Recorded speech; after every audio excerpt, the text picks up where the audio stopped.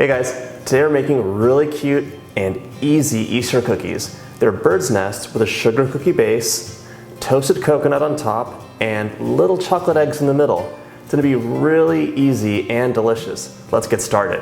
I'm spreading out about maybe 5 ounces of sweetened coconut flakes onto a baking sheet. I'm gonna bake it at 325 Fahrenheit for maybe 5 minutes, making sure to toss all the flakes halfway through so that it's evenly toasted. The first step is to sift our dry ingredients. We're starting off with 4 cups or 500 grams of all-purpose flour that we're sifting into a large bowl.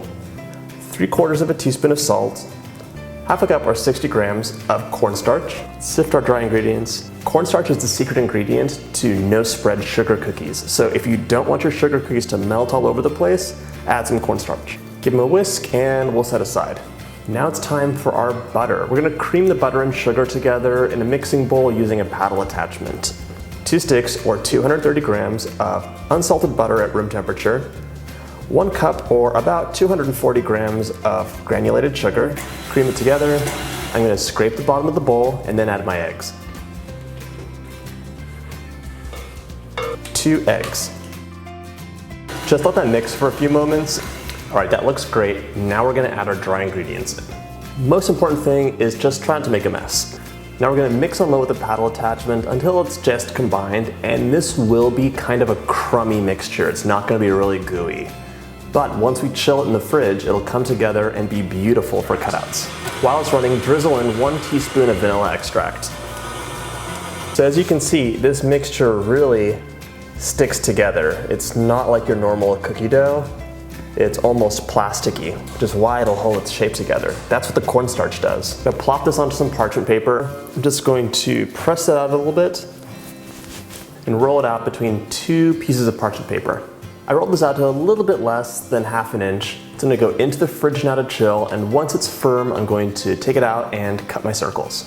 It's been about an hour and my dough is nicely chilled, so now it's time to cut out and place onto a Silpat for baking. I always like to use a Silpat, which is really just a silicone sheet that's reinforced on the inside because it prevents burning on the bottom of the cookie, which is just nice. No one wants a burnt cookie when you're photographing. Taste-wise, I actually love a burnt cookie. There's something so pleasing about a perfectly cut out sugar cookie. I love it. I have a lot of excess dough left over. This is not garbage. You can just roll it up into a ball, roll it out, and chill it again. Usually I like to keep it in the freezer for emergency cookies later, but you can make a second batch of nests if you want to.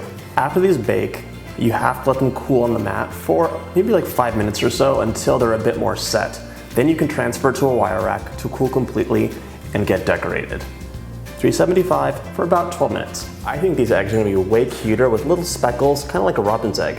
So I mixed up cocoa powder and vanilla, and I'm just gonna flick that onto the candied eggs with a small brush. Whipping up a small batch of buttercream so the coconut will stick to the cookie and have a little nest effect for the eggs. 1.5 sticks of unsalted butter at room temperature. Sift in the powdered sugar. Drizzle in like a teaspoon of vanilla. Just maybe a tablespoon of cream.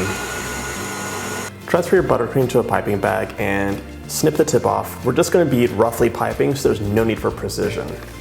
I actually love the edge of these sugar cookies. They're so sharp and beautiful. I'm gonna pipe my buttercream in the middle to make my nest and leave the edge exposed. This will also let people know this is a sugar cookie, it's not a coconut macaroon. Then use a spatula to bring some into the center so it'll be completely covered. Just sprinkle and press the toasted coconut onto the buttercream so you have your little nest effect. Now it's time to finish off our little cookies with some speckled chocolate eggs. So pretty and easy. If I keep these warm, do you think I'll get little chocolate Easter chicks? Thanks for watching. If you have any questions, leave them in the comments below and don't forget to subscribe.